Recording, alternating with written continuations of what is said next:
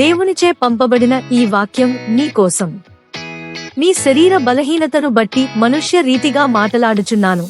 ఏమనగా అక్రమము చేయుటకై అపవిత్రతకును అక్రమమునకును మీ అవయవములను దాసులుగా ఏలాగు అప్పగించుతిరో అలాగే పరిశుద్ధత కలుగుటకై ఇప్పుడు మీ అవయవములను నీతికి దాసులుగా అప్పగించుడి.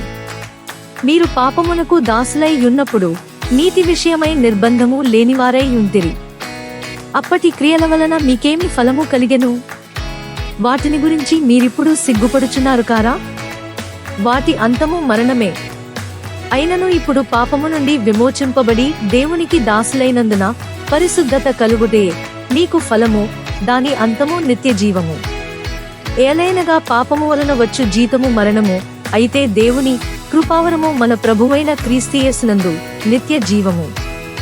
రోమీయులకు రాసిన పత్రిక 6వ అధ్యాయము 19 నుండి 23 వరకు గల వాక్యములు. బైబిల్లోని ఈ విషయాన్ని మీరు విశ్వసిస్తుంటే లైక్ లేదా ఆమెన్ అని కామెంట్ చేయండి. ప్రతిరోజు బైబిల్లోని వాక్యాలను వినడానికి సబ్స్క్రైబ్ చేసుకోండి. ఆ యెహోవా నామమున శుభము.